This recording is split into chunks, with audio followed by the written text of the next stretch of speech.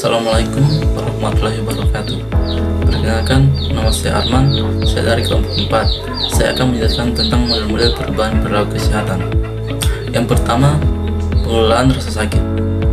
Pengelolaan rasa sakit adalah proses mengurangi atau mengatasi rasa sakit yang dirasakan oleh seseorang.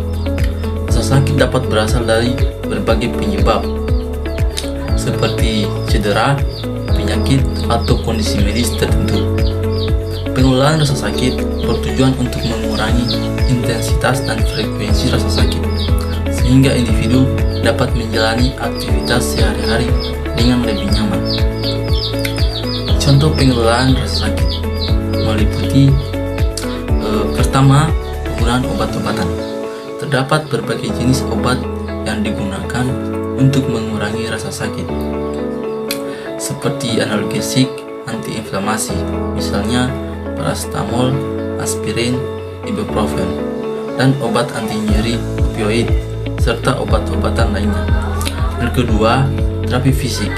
Terapi fisik meliputi latihan, peregangan, atau teknik relaksasi yang dapat membantu mengurangi rasa sakit dan meningkatkan fungsi tubuh. Ketiga, terapi panas atau dingin. Penerapan panas atau dingin pada area yang sakit dapat membantu mengurangi peradangan dan mengurangi rasa sakit. Keempat, terapi alternatif.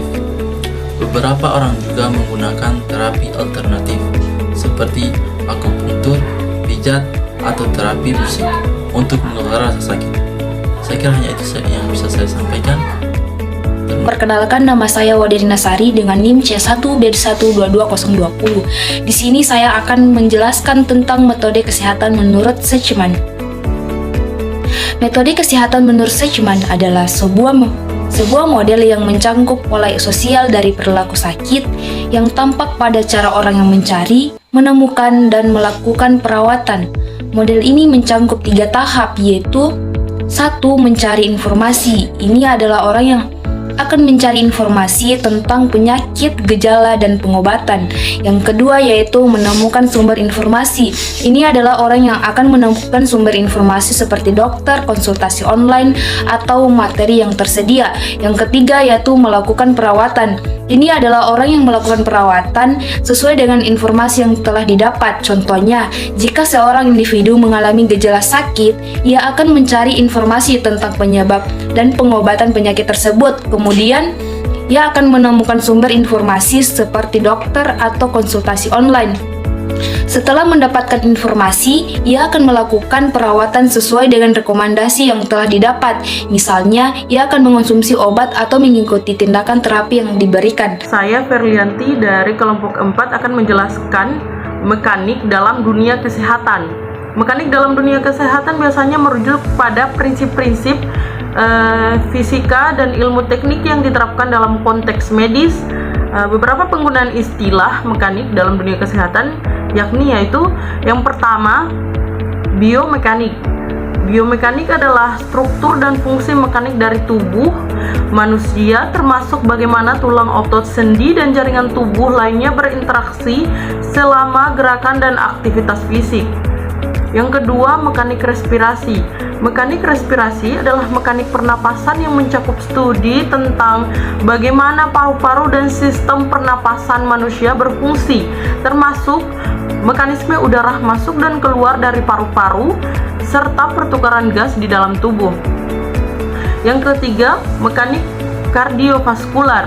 Mekanik kardiovaskular ini mekanisme yang kerja jantung dan pembuluh darah, termasuk tekanan darah dan aliran darah, serta aspek lainnya yang terkait dengan sistem kardiovaskular. Yang keempat, mekanik cedera. Mekanik cedera adalah mekanisme cedera fisik, termasuk bagaimana gaya, tekanan, dan gerakan dapat mempengaruhi cedera pada tubuh manusia, serta cara mencegah dan mengelola cedera tersebut. Perkenalkan, nama saya Fahri dengan NIM C1B122080. Di sini saya akan menjelaskan tentang kesehatan mekanik. Mekanik adalah bidang yang mempelajari hubungan antara aktivitas fisik, lingkungan kerja, dan kesehatan karyawan. satu, ekonomi, menyelidiki bagaimana desain alat, peralatan, dan ruang kerja dapat disesuaikan dengan tubuh manusia untuk mengurangi kelelahan, cedera, dan stres kerja. 2. Psikologi kerja, memahami bagaimana tubuh manusia bereaksi terhadap aktivitas fisik, beban kerja, dan lingkungan kerja tertentu seperti suhu, kelembapan, dan tekanan udara. 3. Higiene kerja, mengelola faktor-faktor lingkungan seperti polusi udara, kebisingan, radiasi, bahan kimia berbahaya, dan lain yang dapat mempengaruhi kesehatan karyawan. 4. Kualitas kerja, memastikan kondisi sanitasi yang baik tempat kerja termasuk fasilitas sanitasi yang memadai dan tindakan pencegahan penyebaran penyakit. 5. Tata letak dan desain tempat kerja, mempertimbangkan faktor-faktor seperti ruang kerja, pencahayaan, ventilasi, dan keamanan untuk menciptakan lingkungan kerja sehat dan aman. Semua aspek ini berkontribusi pada upaya menjaga kesehatan, keselamatan, dan kesejahteraan karyawan di tempat kerja. Mungkin itu saja. Perkenalkan, nama saya Oderista Dewi dengan NIM C1B1222062. Di sini saya akan menjelaskan tentang model-model kesehatan, yaitu model Anderson. Metode kesehatan Anderson adalah sebuah model teori yang menggambarkan hubungan antara faktor-faktor yang mempengaruhi penggunaan pelayanan kesehatan. Model ini terdiri atas 3 komponen utama. Yang pertama, karakteristik predisposisi, yang kedua karakteristik pendukung, dan karakteristik kebutuhan. Pertama, saya akan menjelaskan tentang karakteristik predisposisi. Karakteristik predisposisi adalah faktor-faktor yang menjamin terhadap pelayanan kesehatan yang ada, seperti mudahnya menggunakan fasilitas pelayanan kesehatan, ketersediaan informasi, dan kemampuan membayar pelayanan kesehatan.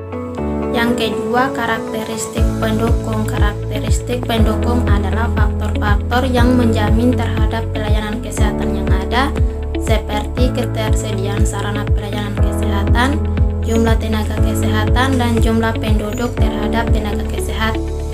Yang ketiga, karakteristik kebutuhan. Karakteristik kebutuhan adalah komponen yang paling langsung berhubungan dengan pemanfaatan pelayanan kesehatan, seperti penilaian individu terhadap keadaan kesehatan, penilaian klinik terhadap penyakit, dan kebutuhan pelayanan kesehatan yang diderita. Contohnya, jika seorang individu mengalami gejala sakit, ia akan memeriksa mudahnya menggunakan fasilitas pelayanan kesehatan, ketersediaan informasi tentang gejala, dan kemampuan membayar pelayanan kesehatan. Jika ia menemukan mudahnya menggunakan fasilitas pelayanan kesehatan, ketersediaan informasi, dan kemampuan membayar pelayanan kesehatan yang cukup, maka ia akan menggunakan pelayanan kesehatan yang tersedia. Sekian dari saya. Wassalamualaikum warahmatullahi wabarakatuh. Perkenalkan, saya Vita Melsari dengan NIM C1B1222032. Di sini saya akan menjelaskan poin tentang keyakinan sehat. Keyakinan sehat adalah keyakinan atau pandangan individu tentang apa yang dianggap sebagai sehat dan penting untuk kesejahteraan fisik, mental, dan emosional. Keyakinan sehat dapat bervariasi antara individu, kelompok, atau budaya yang berbeda. Contohnya, kita dapat melihat dari pandangan terhadap obesitas. Mungkin beberapa kelompok masyarakat menganggap berat badan yang lebih besar sebagai tanda kekayaan atau status sosial yang baik. Sementara kelompok lain mungkin menganggapnya sebagai masalah kesehatan yang perlu diatasi. Nah, keyakinan sehat ini dapat mencangkup pemahaman tentang pola makan yang sehat, pentingnya olahraga, keseimbangan kerja, dan istirahat, serta pengelolaan stres. Keyakinan sehat juga dapat mencangkup keyakinan spiritual, atau metafisik yang diyakini dapat mempengaruhi kesehatan seseorang. Misalnya, keyakinan akan kekuatan penyembuhan alamiah, energi positif, atau praktik mediasi untuk memelihara keseimbangan tubuh dan pikiran. Pentingnya keyakinan sehat adalah sebagai panduan individu dalam mengambil keputusan sehari-hari yang berdampak pada kesehatan mereka. Ada beberapa contoh keyakinan sehat yang umum di masyarakat. Yang pertama itu pentingnya pola makan seimbang. Banyak orang percaya bahwa pola makan yang seimbang dengan konsumsi makanan yang bergizi seperti sayuran, buah-buahan, protein, dan karbohidrat dapat mendukung kesehatan tubuh. Yang kedua itu ada olahraga rutin. Keyakinan bahwa olahraga secara teratur memiliki manfaat besar bagi kesehatan fisik dan mental, seperti meningkatkan kondisi jantung, kekuatan otot, dan kesejahteraan emosional. Yang ketiga itu ada keseimbangan kerja dan istirahat. Keyakinan ini bahwa menjaga keseimbangan antara bekerja untuk mencegah kelelahan atau stres dapat menjaga kesehatan secara keseluruhan. Selanjutnya, Kurt Lewin adalah seorang psikolog sosial yang dikenal karena kontribusinya dalam bidang teori perubahan sosial dan psikologi sosial. Salah satu konsep terkenal yang dikembangkannya adalah teori lapangan yang mengatakan bahwa perilaku seseorang dipengaruhi oleh lingkungan sosialnya.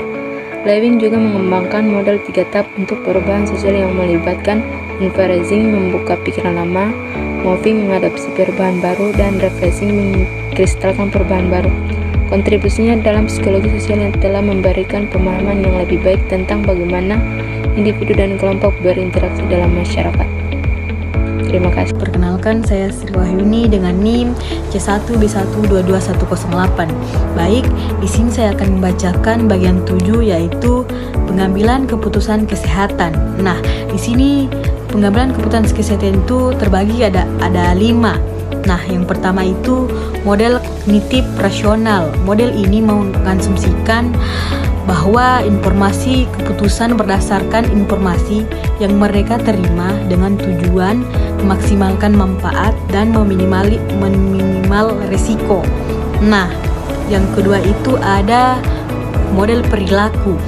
Fokus pada faktor-faktor psikologi, kesehatan, dan lingkungan yang mempengaruhi perilaku kesehatan seseorang, seperti teori perilaku terencana. Nah, yang ketiga itu ada model pendekatan sistem, meliputi individu berbagai bagian yang sistem yang lebih besar, mempertimbangkan pengaruh lingkungan fisik, sosial, dan budaya terhadap kesehatan.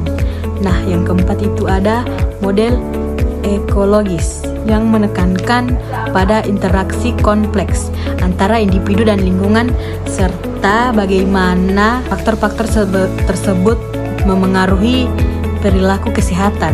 Nah, yang terakhir itu ada model keputusan bersama, yaitu melibatkan pasien dan penyedia layanan kesehatan dalam mengambil keputusan dengan mempertimbangkan perspektif, nilai, dan pengetahuan mereka. Sekian, terima kasih.